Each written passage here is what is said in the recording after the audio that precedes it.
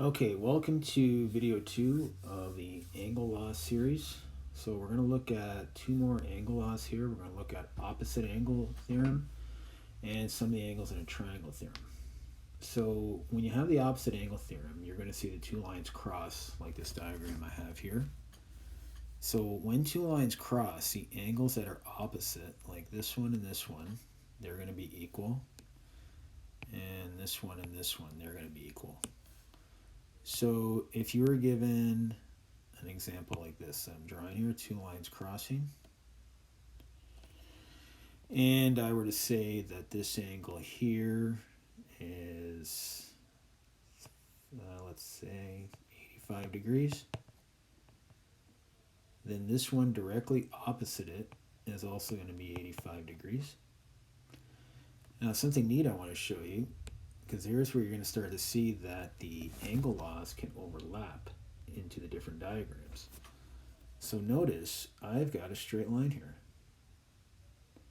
So we know on a straight line we add up to 180. So this angle right here, anytime I get a straight line, I'm going to draw like a half circle. So everything under that half circle has to add up to 180 degrees, which would mean this angle here would have to be 95, because 95 and 85 is going to be 180. And now this one is directly opposite this one, so that's also 95. Something else, I could have also gotten that 95 if I had done the straight line on the other side.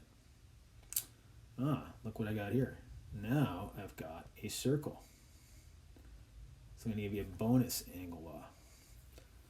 So in a circle, all angles will add up to 360 degrees, of course. And checking it out, if we go 95 plus 85 plus 95 plus 85, those would indeed add up to 360. So I actually could have gotten that last angle if I subtracted the other 3 from 360.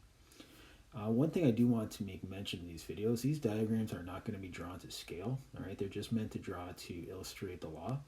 So, you might look at a picture and say, that really doesn't look like 100 degrees. They're not meant to be perfect. They're just meant to be aids to help us with the angle laws. So next one I want to look at is some of the angles in a triangle. So anytime you have a triangle, all three angles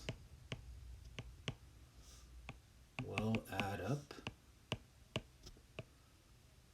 to 180 degrees. So if I have a triangle here and they tell me that this one here in the bottom is 95 and this one here is 20, so there's one angle, there's two angles, they want to know what that third one is. So let's just say we'll call it the letter T.